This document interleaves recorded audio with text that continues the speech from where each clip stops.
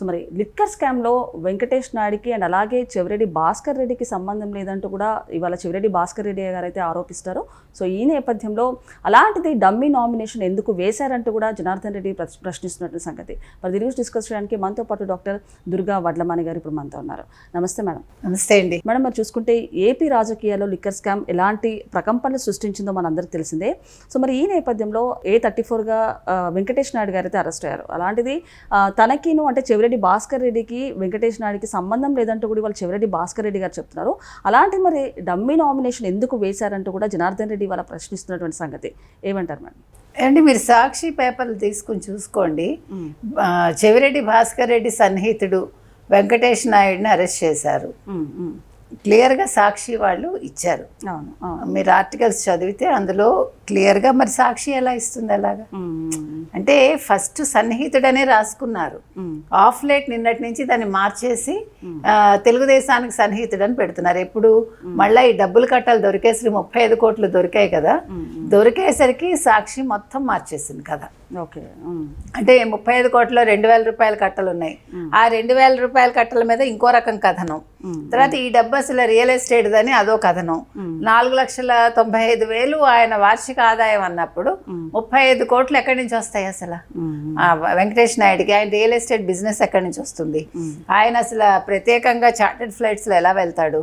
బుగ్గ కారులో ఎందుకు తిరిగాడు? ఎవడు బుగ్గ కారు? అది చెవిరెడ్డితే కదా. నేను ఇంకొకటి మేడం, సంబంధం లేదన్నప్పుడు అసలు యాక్చువల్గా వీళ్ళని పోలీస్ కూడా పట్టుకుంది. బెంగళూరు నుంచి వాళ్ళు వేరే ప్లేస్ కి వెళ్ళిపోయి క్రమంలోనే వీళ్ళిద్దరిని కూడా పోలీస్ అసలు ఎక్కడి నుంచి తీసుకున్నారు, ఎవరి ద్వారా తీసుకున్నారు, వీళ్ళు ఎవరి దగ్గర పనిచేశారు? నాది నంద్యాల అంటాడు జనార్దన్ రెడ్డి గారు, అదే అంటున్నాడు నంద్యాలలో నేను ఎప్పుడు చూడలే గత 15 ఏళ్లలో అని. మరి మీరు అన్నట్టుగా డమ్మీ నామినేషన్ ఎందుకు వేసాడు కదా? వేసి అందులో తనకి వచ్చేది ఆదాయం 4,95,000 చూపించుకున్నాడు కదా. అంటే ఇన్ని జరుగుతున్నా కూడా ఈ వెంకటేష్ నాయుడిని చూసారా మీరు? సాక్షి వాళ్ళు కరెక్ట్గా పీకల దాకా వచ్చేసరికి గబుక్కున మాట మార్చేస్తారు.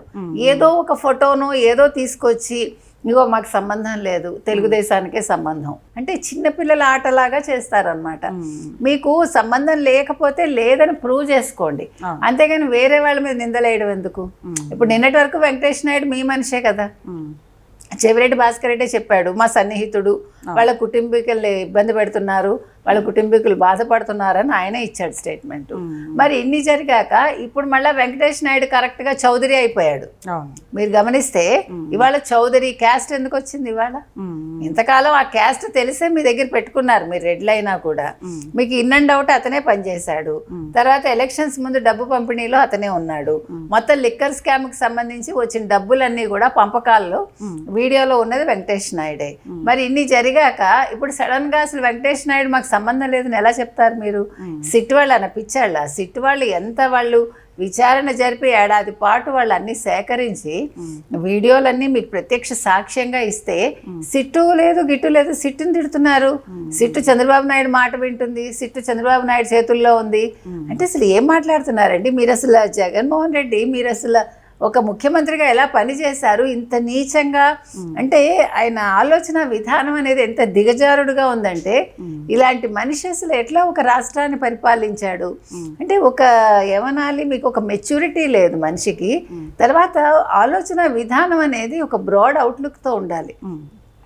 తప్పు చేస్తే చేశాను చేయలేదు ఒకటే స్టాండ్ ఉండాలి. తప్పు బయటకు వచ్చాక అంతవరకు నాతో ఉన్న వ్యక్తి నాకు సంబంధం లేదని చెప్తున్నారంటే అంటే మనిషి తన అవసరం తీరాక వాళ్ళని ఏ రకంగా బయటపడేస్తాడు. ఇది ఆయన చుట్టూ ఉండే వాళ్ళు ఇది గ్రహించుకోవాలి. ఈవెన్ రేపు పొద్దున సజ్జలకు తేడా వచ్చినా సజ్జల్ని అలాగే చేస్తాడు, మీకే సందేహం అక్కర్లే. అది కూడా జరుగుతుంది. నేను ఇవాళ చెప్తున్నా మీకు, సజ్జలు కూడా ఒక రోజు ఇదే విషయాన్ని ఫేస్ చేస్తాడు. ఇవాళ వెంకటేష్ నాయుడిని ఎలా నాకు సంబంధం లేదంటున్నాడో, రేపొద్దున సజ్జలు అంత పనికిమాలిన వాడు ఇంకోటి లేడు. సజ్జల నాకు సంబంధం లేదు, సజ్జల నాకేమీ చేయలేదు, సజ్జలతోటి నేను ఎటువంటి లావాదేవీలు జరపలేదు అని జగన్మోహన్ రెడ్డి అన్నా కూడా మీరు ఆశ్చర్యపోకర్లేదు. ఇంకొకటి మేడం, అంటే దీనికి సంబంధించిన ఆధారాలు కూడా రాజకసిరెడ్డి గారు డిలీట్ చేశారు ప్రూఫ్స్ అని. అలాంటిది ఒక టెక్నాలజీ తోటి సిట్ అయితే మళ్ళీ దాన్ని రిట్రీవ్ చేసింది డీటెయిల్స్ అన్ని. సో ఇప్పుడు చూసుకుంటే కనుక వెంకటేష్ నాయుడు గారి ఫొటోస్ కానివ్వండి, విజువల్స్ బయటపడ్డాయి. నెక్స్ట్ బిగ్ బాస్ జగన్ గారి వీడియోసే బయటపడతాయి అంటారా? ఏమంటారు? మిగతా నిందితులన్నీ వస్తాయండి. జగన్మోహన్ రెడ్డి ఎందుకు కంగారు పడుతున్నాడు, అందుకే పడుతున్నాడు. ఈ కంగారులో వీళ్ళు తప్పుల మీద తప్పులు చేసుకుంటున్నారు. మనిషి ఎప్పుడూ కూడా ఒక తప్పు చేసినప్పుడు ఏమవుతుందంటే, తప్పు ఎప్పుడైతే బయటపడిందో అప్పుడు మనిషిలో కంగారు మొదలవుతుంది. ఆ కంగారులో తెలియకుండా ఇంకా ఇంకా ఎక్కువ తప్పులు చేస్తాడు. అంటే అవి కప్పిపుచ్చుకోవటానికి. ఇప్పుడు ఒక తప్పు జరిగిందండి, మీరు ఒక తప్పు చేశారు, మీ పేరెంట్స్ దగ్గరికి వెళ్ళి నాన్నగారు అడిగారు అనుకుందాం, అవును నాన్నగారు నేను చేశాను నాకు తెలియదు అన్నారు అనుకోండి, అక్కడితో అది అయిపోతుంది.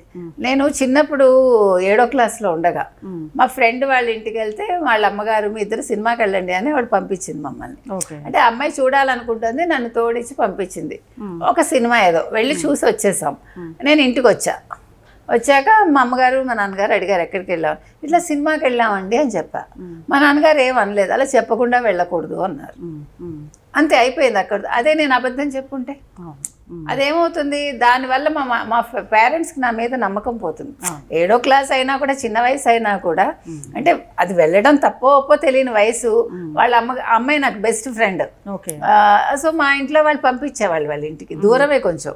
అప్పుడు నడిచి వెళ్ళాలే కదా చిన్న వయసులో, మాకు ఇంత ట్రాఫిక్లో అంతా లేదు. సో ఆవిడ చెప్పారు, వెళ్ళిపోయాము. తను కూడా తీసుకెళ్ళింది. అది నేను అనేది ఏంటంటే, ఒక తప్పు చేసినప్పుడు మనం తప్పో ఒప్పో మనకు తెలియదు, ఒకటి చేస్తాము, పేరెంట్స్ అడిగిన అవును చేశాను అన్నారు అనుకోండి, అక్కడితో అయిపోతుంది అది. ప్లస్ మీ మీద నమ్మకం ఉంటుంది. అలా కాకుండా ఒక తప్పు చేసిన వెంటనే దీన్ని ఎలా మాఫీ చేసుకోవాలి, ఇందులో ఉన్నవాడిని ఎలా పక్కకు పంపించాలి, వాడిని తీసుకెళ్ళి ఇప్పుడు అధికారంలో ఉండే పార్టీకి ఎలా అంటగట్టాలి, ఏంటిది అసలు? మీరు అన్నట్టు ఆ తప్పుని ఒప్పుకోవడం పక్కన పెడితే కనుక, మీడియా ముందు దూకుడు ప్రదర్శించడమో, లేకపోతే వార్నింగ్ ఇవ్వడమో, లేకపోతే మళ్ళీ మీ అంతు చూస్తామంటూ కూడా మీకు తప్పు చేసినప్పుడే అలా మాట్లాడతారు. గుర్తుపెట్టుకోండి, మనిషి ఎప్పుడు రెచ్చిపోతాడు.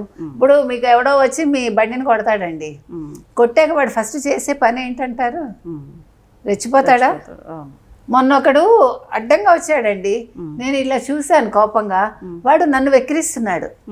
నేను ఆపి కొట్టచ్చు వెళ్ళి, చిన్నపిల్లాడే, ఒక టీన్స్లో ఉన్నాడు.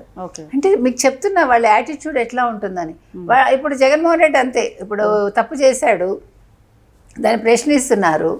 అంటే మీలో ఒక దుర్మార్గ ఆలోచన ఉంది కాబట్టి వెంటనే దాన్ని ప్రొటెక్ట్ చేసుకుంటూ మిమ్మల్ని మీరేం చేస్తున్నారు, మీడియా ముందుకు వచ్చి మీ సంగతి తేలుస్తా, మీ అంతు చూస్తా, మీ బట్టలు ఓడదీస్తా, నేను మళ్ళీ ముఖ్యమంత్రిగా వస్తా. ప్రజలు ఇవన్నీ చూసి నేను మళ్ళీ ముఖ్యమంత్రిగా ఎన్నుకుంటారు. అలాంటి పిచ్చి పని ఎవడైనా చేస్తాడా? కోరి ఎవడైనా నిప్పుల కుంపటి నెత్తిమీ పెట్టుకుంటాడా? అమ్మో ఈ జగన్మోహన్ రెడ్డి ఇప్పుడు పదవి లేకపోతేనే ఇలా ఉన్నాడు, రేపొద్దున పదవి వస్తే మన ప్రాణాలు తీస్తాడేమో అని ప్రజలు ముందే భయపడతారు. కాబట్టి ప్రజలకి ఈ వీడియోస్ అన్నీ బాగా స్ప్రెడ్ అవ్వాలండి. అసలు ఎలక్షన్స్ ముందు అయితే ఈయన చేసినవి అన్నీ కూడా అట్రాసిటీస్ అన్నీ, లేకపోతే ఈయన మాట్లాడిన మాటలు బాగా వైరల్ అవ్వాలి. లేకపోతే ప్రజలు క్షమించేసి కొరివిని తలకెత్తుకుంటారు. కాబట్టి ఇది చాలా డేంజర్ అండి. జగన్మోహన్ రెడ్డి లాంటి వాళ్ళు అసలు పులివెందుల్లో కూడా ఎమ్మెల్యేగా కూడా నెగ్గకూడదని మనం ఈ సందర్భంగా కోరుతున్నాం. Okay madam, thank you.